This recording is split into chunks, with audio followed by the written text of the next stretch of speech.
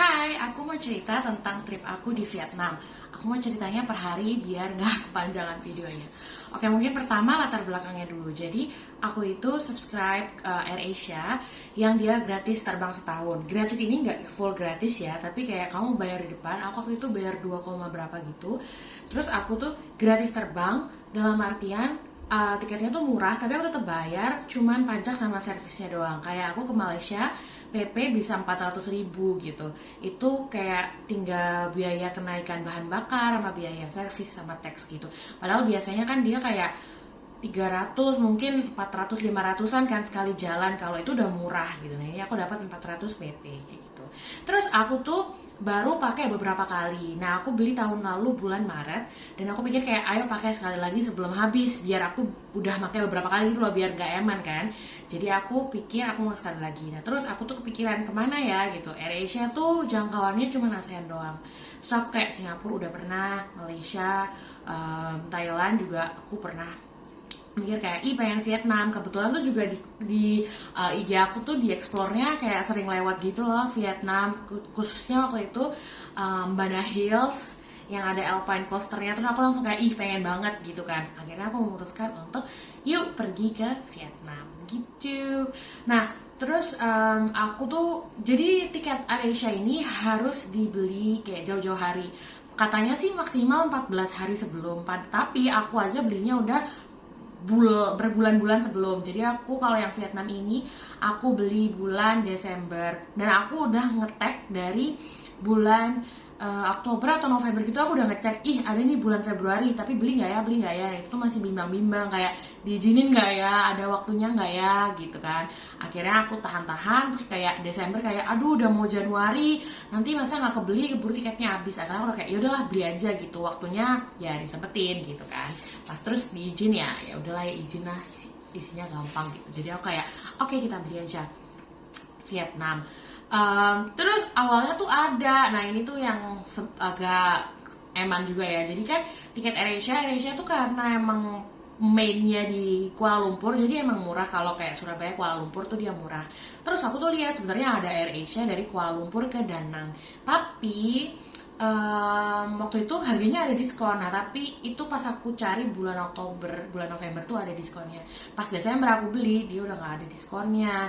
Yang diskon cuma Surabaya Kuala Lumpur. Akhirnya karena aku tetap kayak udah kepikiran udah pengen Vietnam, jadi ya udahlah yuk Vietnam aja gitu, nggak apa-apa, harga normal. Akhirnya aku beli Kuala Lumpur Danang, harga normal 1,2 kalau nggak salah. Menurutku cukup murah juga karena perjalanannya itu hampir 3 jam, 2,5 atau 3 jam ya, 2,5, tapi dia 1,2. Padahal kita tahu juga kan kayak misalnya terbang yang agak lama kayak misalnya Jakarta Medan atau Jakarta Makassar itu juga harganya ya 1,5.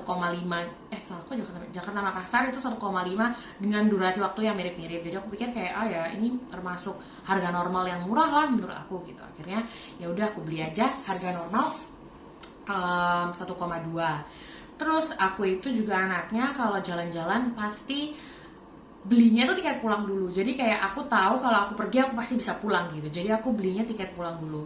Nah, kan jadi rutenya waktu itu Surabaya Kuala Lumpur Danang. Terus aku pikir pulangnya dari mana ya gitu. Pulangnya karena pakai AirAsia juga, jadi pasti harus lewat Malaysia. Terus aku mikir masa langsung Danang Malaysia gitu, kayak Danang Kuala Lumpur, kayak ya bolak-balik doang gitu kan. Akhirnya aku lihat ada yang murah dari Danang ke Singapura gitu, harganya 800 sampai 900 gitu kan. Akhirnya aku beli, udah ini aja beli. Jadi aku Danang Singapura, terus aku udah plan dari Singapura nanti mau naik bis ke Melaka, terus nanti lanjut lagi ke Kuala Lumpur, baru pulang ke Surabaya dari Kuala Lumpur Surabaya. Nah, itu aku dapat tiket murahnya kan, dia beli 2 gitu pulang pergi, Surabaya Kuala Lumpur pulang pergi, dapatnya 400 itu. Terus ya udah akhirnya aku beli dulu yang Kuala Lumpur Surabaya PP, terus habis itu Danang Singapura, baru Kuala Lumpur Danang aku beli gitu. Itu untuk background story-nya. Udah berapa menit? 4 menit. Oke, kalau alasan kenapa milih Danang, jadi menurut aku ketika kita dengar kata Vietnam, orang tuh pasti mikirnya kayak Hanoi, Ho Chi Minh gitu kan. Nah, sedangkan kayak Indonesia juga, ini Indonesia juga kalau dibilang Indonesia pasti orang mikirnya Jakarta, Bali, padahal ada Jogja, ada Malang juga bagus. Terus aku mikir apa ya gitu yang bagus gitu di Vietnam selain Ho Chi Minh sama Hanoi. Terus aku begitu yang di explore page aku tuh yang kelihatan Da Nang ini kayak Bana Hills, terus habis itu Hoi An itu nggak ada bandaranya sendiri, jadi kalau Hoi An pasti lewat Da Nang, bandaranya paling dekat. Jadi kayak ya udahlah kesini aja yuk gitu, nggak usah harus yang ini kan, kayak ke Malaysia pasti Kuala Lumpur, Penang gitu kan. Nah, ketahuan banget gitu kan. Vietnam kita jangan yang Ho Chi Minh Hanoi deh, Da Nang aja gitu, yang beda. Tapi ternyata tetap ramai sih BTW ya. Akunya aja kayaknya yang nggak tahu. Tapi akhirnya aku pesen yang ke Da Nang. Dan aku belum ke Ho Chi Minh, belum ke Hanoi, belum pernah. Ini pertama kalinya aku ke Vietnam dan aku pilih Da Nang. Terus juga selama perjalanan itu sebenarnya aku agak ini ya, bingung bimbang, kayak masa sih nggak ke Ho Chi Minh gitu, masa sih nggak ke Hanoi. Tapi jadi Vietnam itu kan dia memanjang, terus kalau misalnya Hanoi itu di sini, Da Nang itu di sini, Ho Chi Minh itu di sini, jadi kayak Da Nang itu di tengah. Kalau misalnya aku mau semuanya, kayak biasanya kan kepikiran kayak ih eman kok udah ke Vietnam masa nggak ke Hanoi, masa nggak ke Ho Chi Minh. Tapi kalau mau dilewatin semuanya tiketnya mahal, terus waktunya pasti habis banyak. Kayak aku tuh sebenarnya paling pengen ngelewatin Ho Chi Minh, karena kalau Hanoi kayak aduh tinggi banget, itu mas kalian akan jajah aku ke Cina kali ya gitu kan. Kira mungkin mau Ho Chi Minh tadinya. Terus aku tuh lihat ada tiket kereta tapi kayak 17 jam gitu loh dari terdekat mana ya, bukan dari Da Nang kok pokok, jadi harus naik bis dulu kemana baru ke stasiun kereta baru ada ke Ho Chi Minh. Itu kayak 17 jam. Terus aku kayak ya ampun ini mah habis jalan capek waktunya gitu. Akhirnya kayak no, aku nggak mau.